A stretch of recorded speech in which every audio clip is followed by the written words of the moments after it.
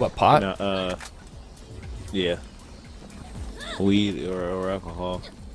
And you didn't really like pot? Nah, and I'm not gonna try anything like harder than that. I won't actually gamble because I have a long line of addiction in my family. Yeah, I don't believe in gambling either. I mean, the house always wins. The house always wins. I'm poor enough as is. I'm not going to give the damn casinos any more money. So I'm with you there. Do you gamble, Justin? Every once in a while, like, take 20 bucks out and throw it in. Nothing.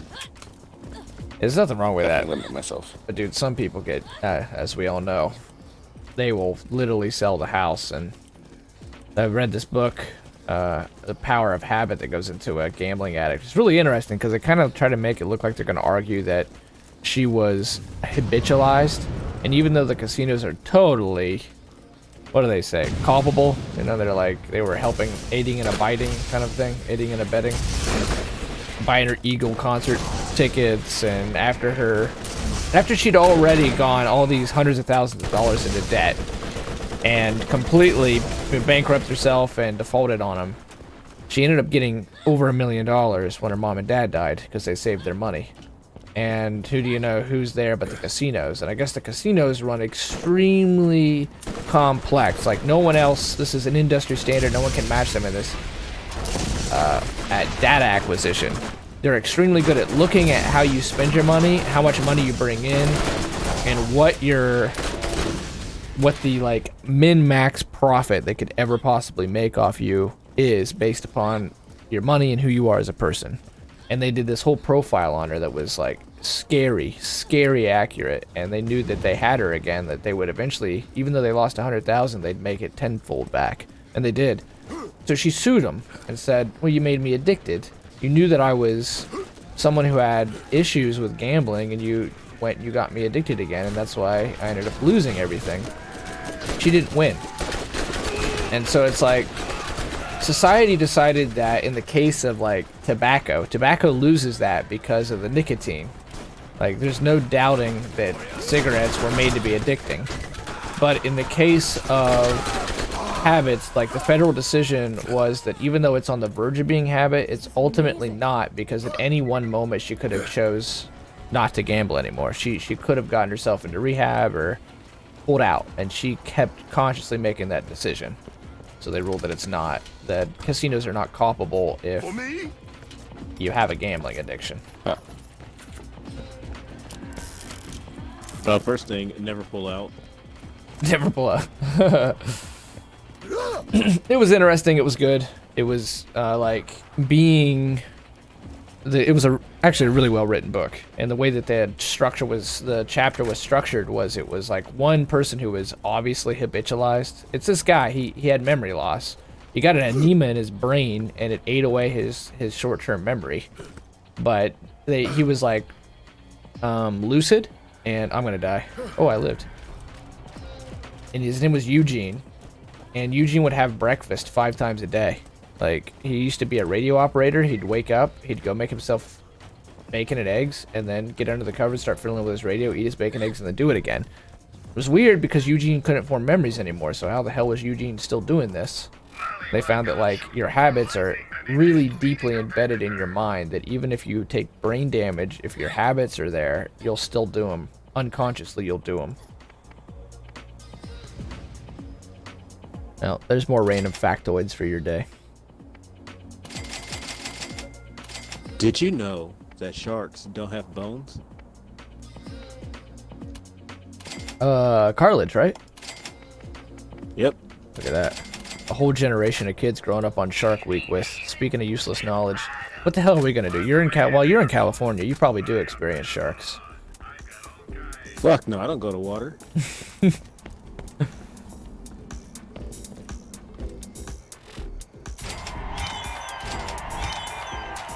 Oh, we got another boss. 100% of drownings has something to do with water, so. Yeah, true.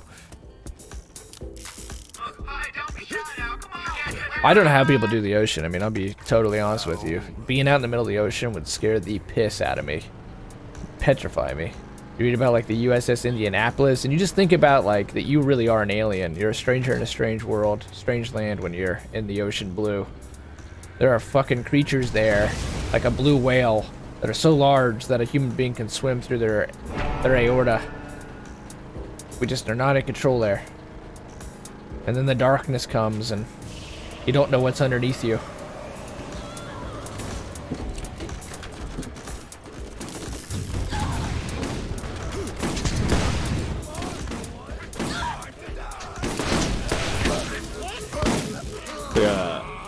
Like 2 years ago, me and my wife and my son, we got a hotel on the beach, and we walked up there to see the sea lions at night in the morning and that's where they sleep at.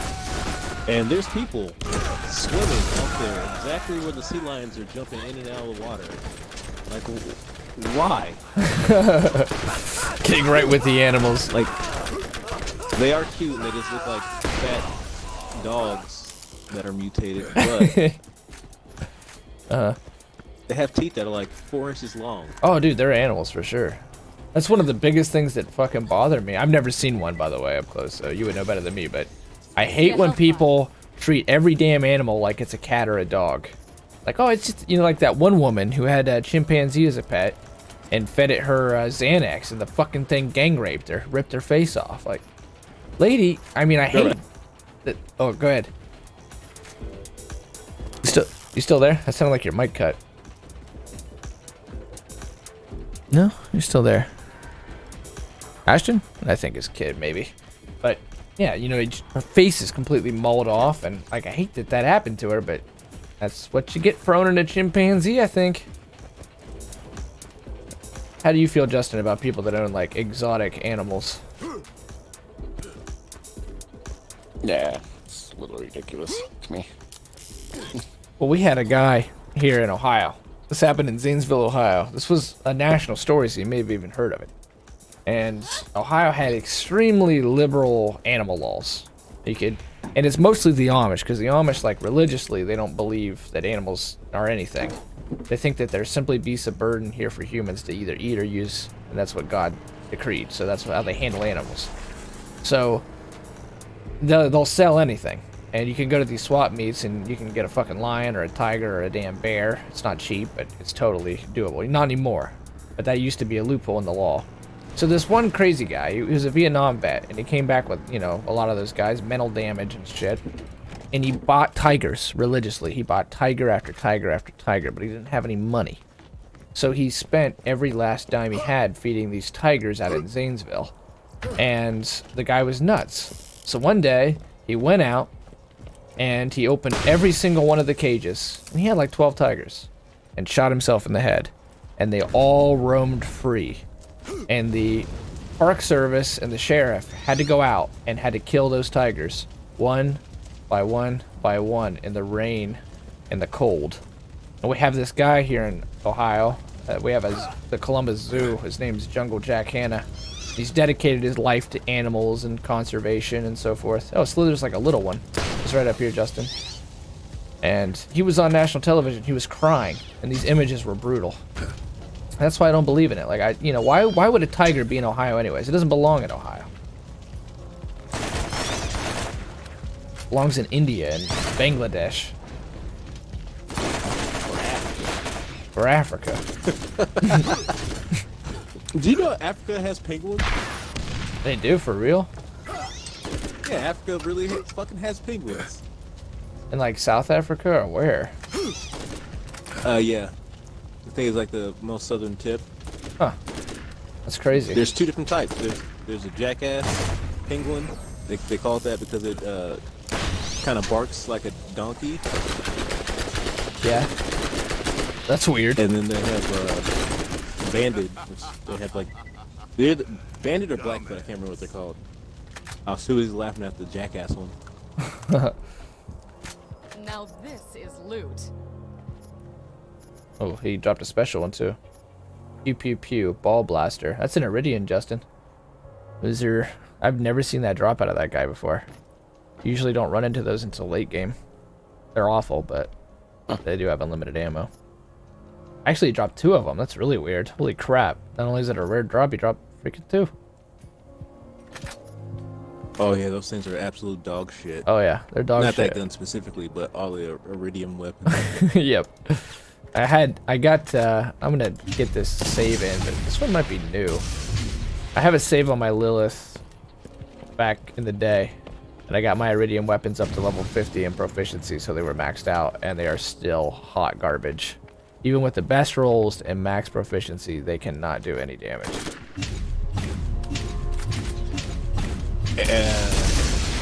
That may be the one I had, but whenever you shoot it, if you aim at something, it will shoot off to the right, so you have to aim off to the left. Oh yeah, you fucking you're right.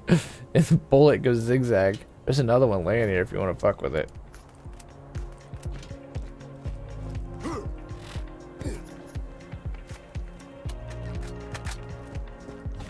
Are you allowed to own exotic animals in Canada? I would assume so. Yeah, you walk outside, catch a moose, take it back to your house. Could someone own a moose as a pet? Would that be possible?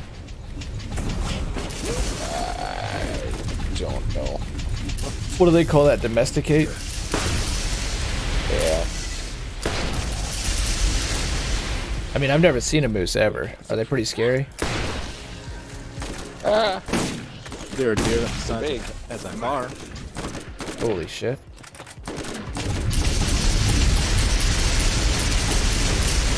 Make horses look small. What is it? So they make horses look small. Oh, wow. These things are brutes then. I had a friend from Florida who was actually like terrified of moose. Of mooses? That's it. Yeah, because of how fucking big they are. He went to the zoo and seen one or something when he was a kid, and it was just a huge fucking animal. And he's like, nope, fuck that. So there he is, like a 27-year-old man still terrified of moose. Dude, I'm gonna have to see one of these up close. Just through the description and then seeing pictures of them, it's like the descriptions of North America when Leif Erikson was here and the Native Americans, you know, strictly had control of like elder growth forests with trees as big as buildings, creatures as big as trucks. Here's a mod for you if you want it. It's pretty trash though. Shadow. Oh, okay. What's it? Light It's the a doo-doo mod. beacons. I think we get another boss here. Relight the beacons. It's weird. We feel like we've done a lot of quests, and yet we only have one other one to turn in. Nah, good, thanks.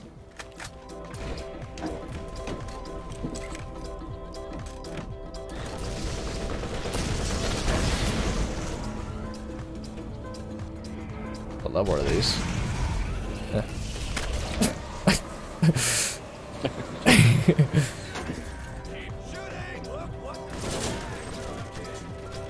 The way we open the garbage can. Ah, yep, damn. That's one. It's already open, sadly. Oh. Yeah, we'll have to save and quit to get a fresh. You know what? I never would have thought that 10 years later you'd be back and playing this game. How's it make you feel about the state of modern games?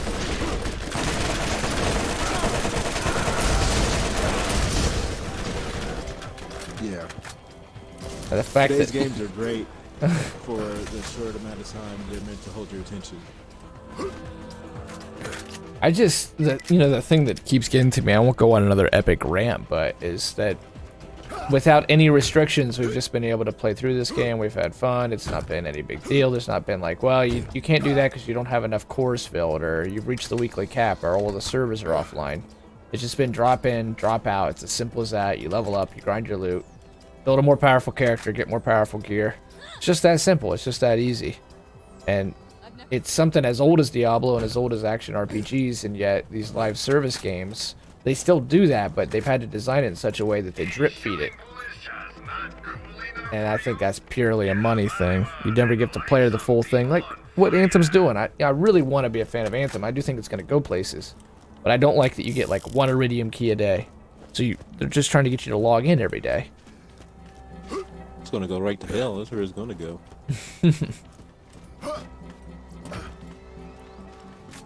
No, I mean, this was the game that we're playing outside of the graphical updates is the game that was in 2009 on your 360. All this loot, all this co-op action, being able to play split screen, being able to play offline, co-op. It boggles my mind how much these games get in their own way anymore. Strictly for the nickel and diming of the microtransactions. I would assume that Borderlands... And one of the best thing is... I'm listening. Sorry, I didn't mean to cut you off. Oh, you're good, you're good. That I have this weapon. If I feel this weapon's better for you, I can just fucking drop it, and that's the end of it. There's Yeah. no convoluted reasoning why I can't trade anything, or... We gotta go to the vault, but you can't check your vault because the messenger is full, and you can't give it to me because I don't have the Headhunter Pack DLC. Not at all how it works. This game, you can even go farm like DLC items, come into the main world, and give your buddies the items.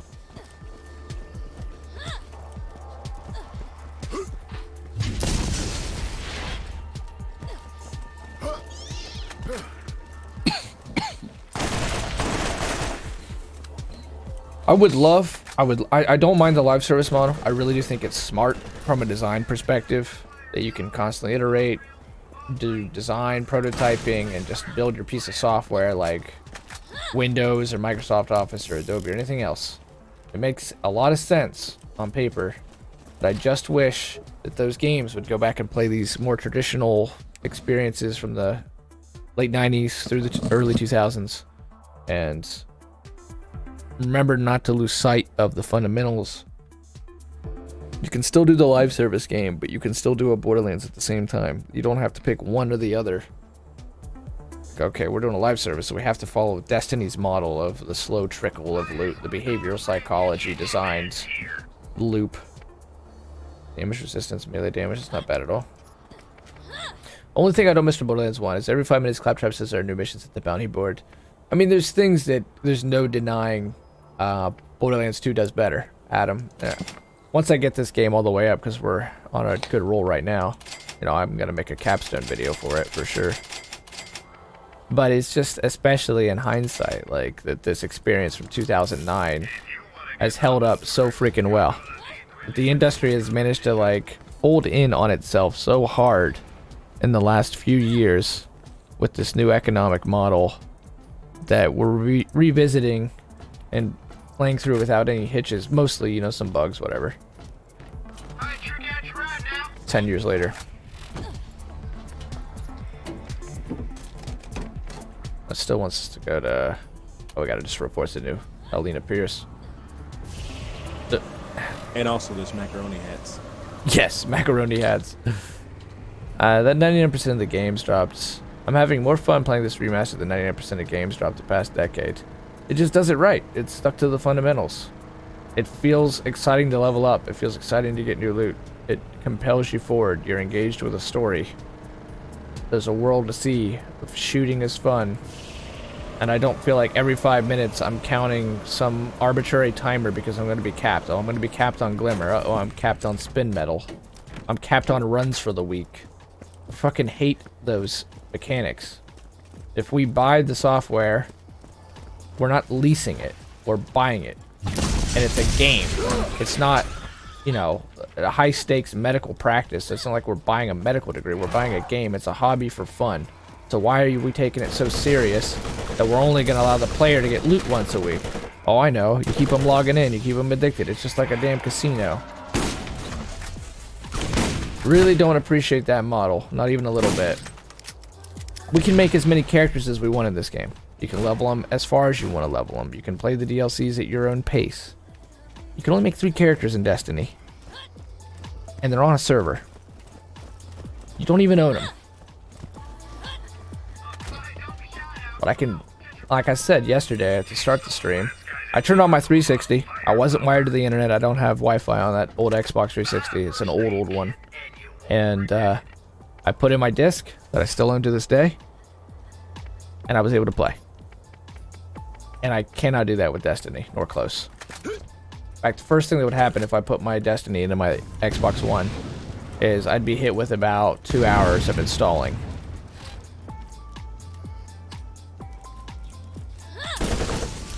And, you know, it doesn't even start up if you don't have internet.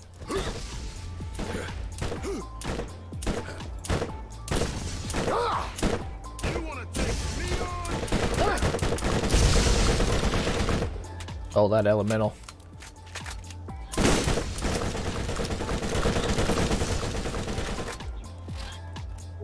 Alright, so we'll report here. That's the main story. I think the main story takes us to Old Haven anyways. That's why I ignored that side quest. Try to kill as many birds as possible with one stone.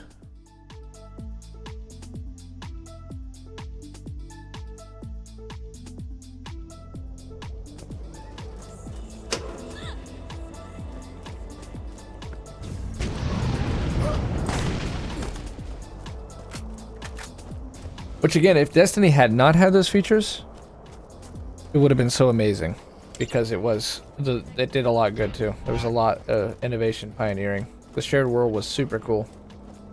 The raids were amazing.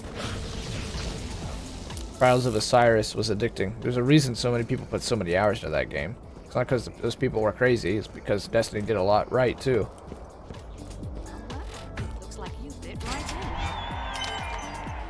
Trials was fantastic up until, you know, you won and you got the messenger at first, and then it's not as fun anymore since you just destroy everybody. Trials, no matter what, was still 100 times better than whatever the hell they tried with Destiny 2. What was it that even called? It doesn't exist anymore. Trials of the Nine? Wait, they got rid of that? Yeah, they got rid of it altogether. There was that much backlash. There's not there's not a system like that in place anymore. I think they just recently revamped it and it's getting another release, but there for 6 months, it didn't even exist anymore. Because it was like we experienced so many times over. It was just one team rushes towards the cover, they camp the cover as quickly as possible and shoot in on the other team. Why? If it ain't broke, don't fix it. Trials was so perfect. You know what, now that you say that, I watch a guy, and he's been doing like competitive, he's been helping people raise up their competitive level, where the fuck.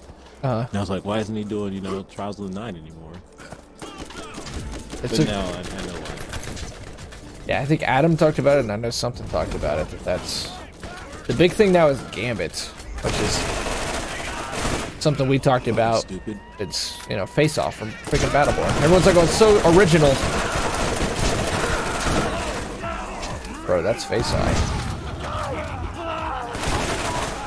You know, it still has its community, and I understand people who don't shit on it and have stuck with it, but the number one reason I can't ever support it again is because of the business practice.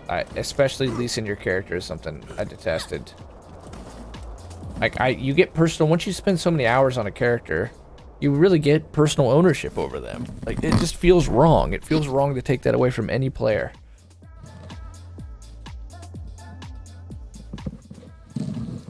PS4 or Xbox better for newbie console gamer?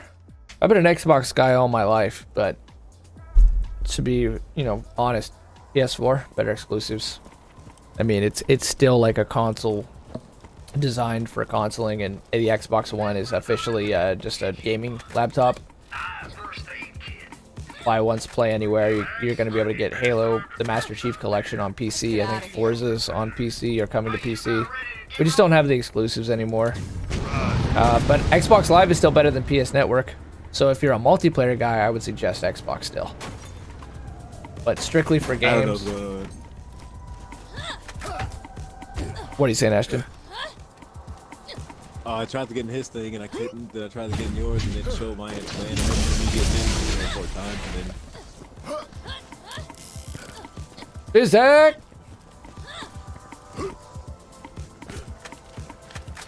I hate saying that too, iFate, believe me, because I'm still gonna stick with Xbox.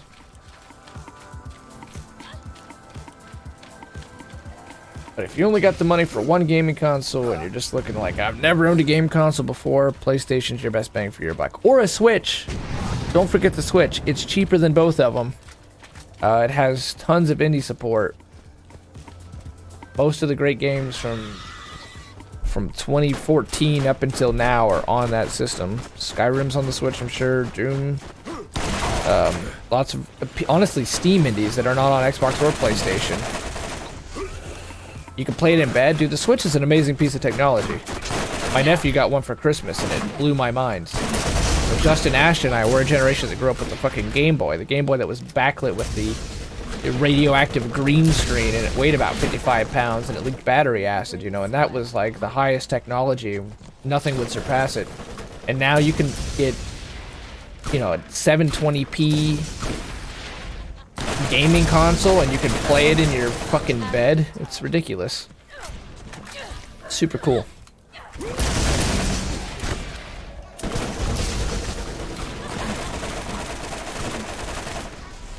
Did you used to have one of the big gray bricks? I did, yeah. I had a gray brick.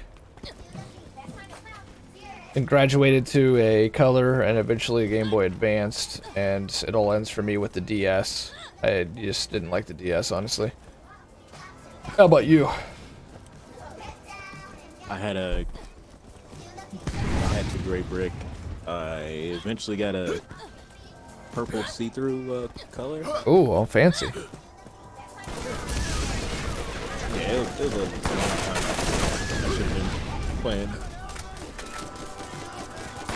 I think it was around maybe Diamond 2 Pokemon came out. Uh-huh. Then I have a 3DS. Oh, nice. Those are cool. Those are cool. I just don't know why Nintendo likes to do the multiple screen thing. It doesn't echo with me. PS Vita is honestly an epic handheld that fought well against Nintendo, but Nintendo was so dug in that it was really tough to beat them. And the PS Vita is now the go-to.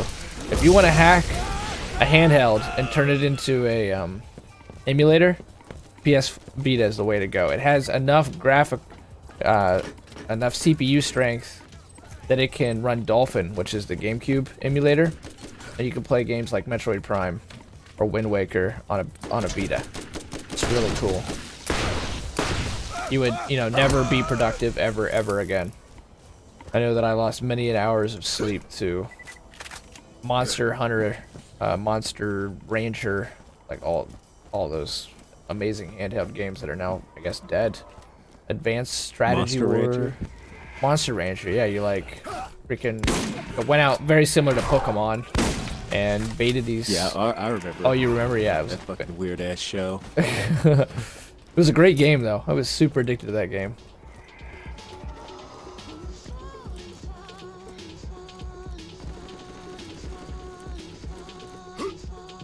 Of course, Pokemon. Do you remember the names of the animals in there?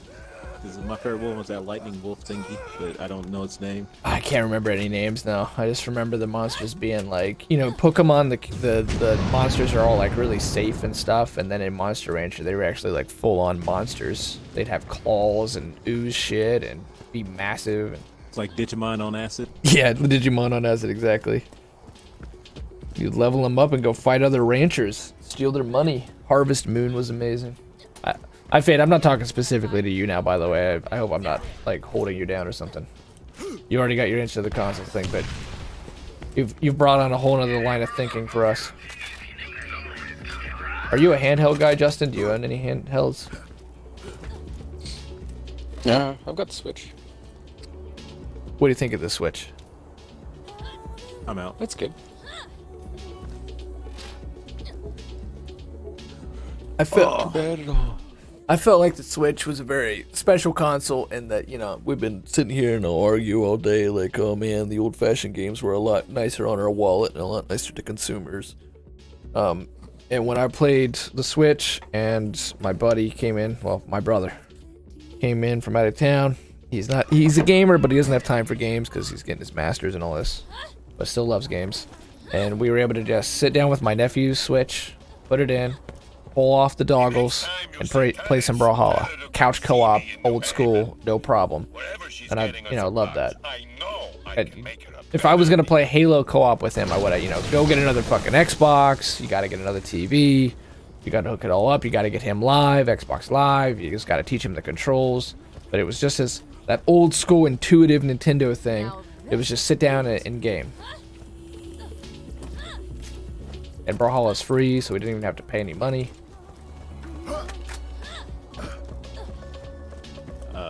motion paradox hit over my house, and he brought a Switch. And as long as he's known me, and he's known me since 2012, I've had a lifetime ban of Mario Party at my house. Because I played the game since it was on 64. Yeah. I've only placed last place in that game. Like, Nice. seriously, I've only placed last place. I bought Mario Party like 7 or 8 a couple years ago when it was on the Wii U, Yeah. and played it. I'm in first place against him and my wife. Oh, nice. I end up losing, dead last place. Took it outside, threw it, broke it, fucking no more. Did you really? He brought his yeah. I switched over like 2-3 months ago. They convinced me to play Mario Party, and I got first place. I'm like, all right, I can actually play this game this time. Just to make sure it wasn't, like a farce. We played again the next day, and I won again. Oh, wow. So I was like, hell yeah, I fucking love this. You just break one controller into 2 controllers. It's easy for all the kids.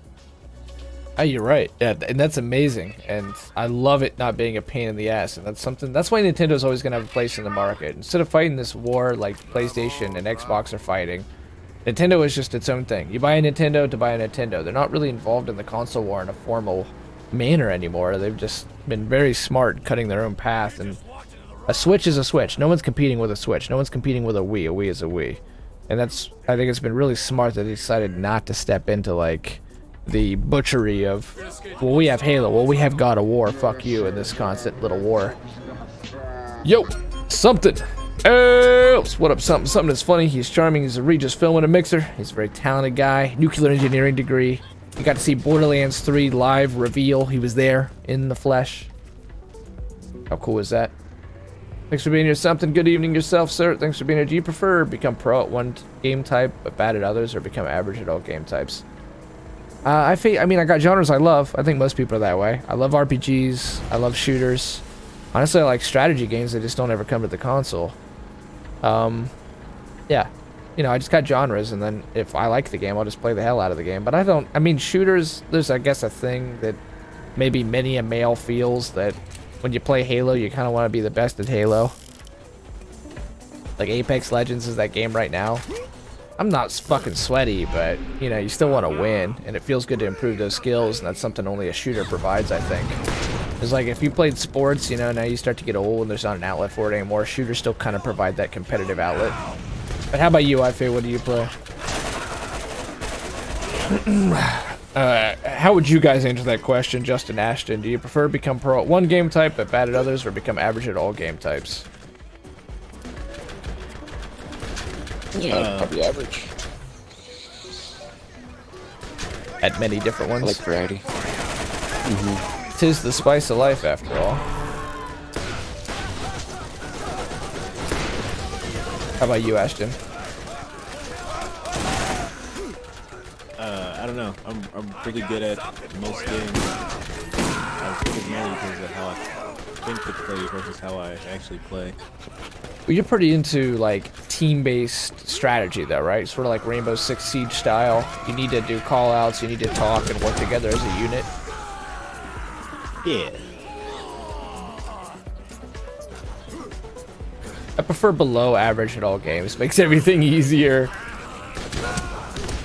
I've gone through periods in my life, where my competitive nature meant that, like I showed yesterday on stream, pages after pages after pages of goals and notes when it came to Destiny.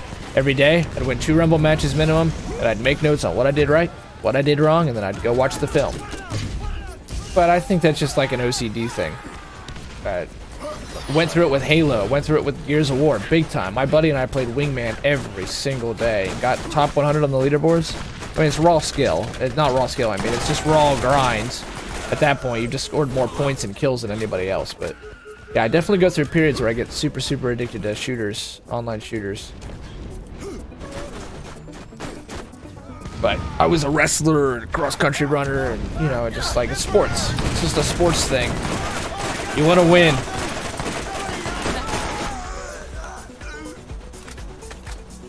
The roaster. Wonderful. Now, do your best to prepare yourself for what's ahead. I'll contact you again soon. Right now, I mostly play Battle Royale games. Well, you've got company. Most of the world right now is right there with you.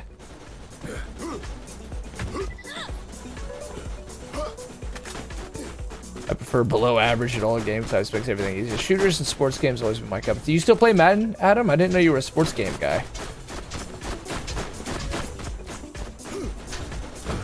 Like Civilization, Command and Conquer, Age of Empires, StarCraft on the N64. These were all games I put thousands of hours into. Dragon Age, Knights of the Old Republic, the first Guild Wars, many an MMO, hundreds of hours, thousands of hours, and then shooters like Borderlands, like Halo, now Apex Legends. You know, that's, I guess, my fucking sweet spot. Those are the only kinds of games I buy. Pikmin, used to fucking love I didn't know Pikmin. you actually put thousands into Guild Wars 1. Well, hundreds. I'd say hundreds. I was pretty dedicated for a time when it first came out. I bought it at launch. I was really excited about it. Back when I used to play on a fucking PC. And, you know, ran a guy to level cap in a weekend, because that's what Guild Wars was. You could do that. And then just played a lot. I thought it was a ton of fun. But obviously you went. Yeah, the DLCs and stuff with it too. I would assume I didn't. Factions and Nightfall. I think I just didn't buy them, but I think I was around for them and remember them vaguely. That you would like go out into a PvP arena and it would be night and you would fight a big group of people. There is full on PvE Oh, okay. with 2 new characters with each DLC as well. Oh, nice. I didn't know, yeah. I bought it as a launch title, like I say, and went hard, and then not really understanding the true intricacies of it fell off. Like that in Guild Wars, it was important to join a guild. But obviously you went ham at Guild Wars 2. What do you think hooked you so hard? Well, I really liked the first one, so it didn't take much for me to get hooked on the second one. It was everything the first one was and better and more. Yeah, I found Guild Wars a ton better than World of Warcraft. I could not get into World of Warcraft even a little bit, but I easily got into Guild Wars. I know you were a big World of Warcraft guy, Ashton, but I just found it really repetitive and like it's like one of those games when I was playing it, I could like see the writing on the wall, like, oh, I'm gonna be killing these kinds of monsters just 10 levels above me, and I'm gonna end up going down this meat. You know, I felt like a fucking factory assembly line kind of thing. Whereas Guild Wars, you really quickly hit the level cap, and then you just start grinding for your class and building your class into something unique. So that it hooked me better for some reason. What hooked you about World of Warcraft, Ashton? I don't know. I guess the team based shit, because I didn't just run the story mode. Basically, I level up faster by volunteering to be a healer in a bunch of groups, and that's how I found my guilds and became like dedicated healer in everything I did. Well, that's... Yeah, okay. Well, I totally understand that. That's what makes any MMO really addicting, is once you get in with a community and you have like a role. World of Warcraft was another game I tried to play solo, and so playing solo is not fun for me. I face this right now. I'm a right. Adam says, now I'm saving, quitting, trying to get mercenary class mod with SMG regen. Ashton and Justin are ahead of you. These gentlemen... Ashton's been running the mercenary mob for a minute, marking people up. Yo, Freak Show! What up, Freak? Welcome to the stream. Thanks for being here, sir. Hope you had a nice Friday. I'm the type of person that easily gets bored if I'm not playing with friends. If I'm not with a friend, I will not play Battle Royale because I don't like to play solo. I think, Ashton, you're that way now, right? You're not a solo guy anymore? Yeah, no. I get angry. I went through a period of time between probably sophomore year in high school to sophomore year of college where I was extremely addicted to MMORPGs, but I would try dozens of different MMORPGs just to see if they would hook me. I never became like the elite Elite and played them for years and years and years, but I just played a massive variety of them. And I learned about a thing called X-Patter. This is before that you could just naturally play with a controller on your laptop or your PC. So I played all these on a controller, and I played like Pirates of the Caribbean, which I learned was made by the same guy, designed by the same guy who made Oblivion and such. That was super good. Maple Story was trash. This the stick RPG that was really, I think it was called Kingdom of Loathing. It was fascinating, but I couldn't really understand it. I just played so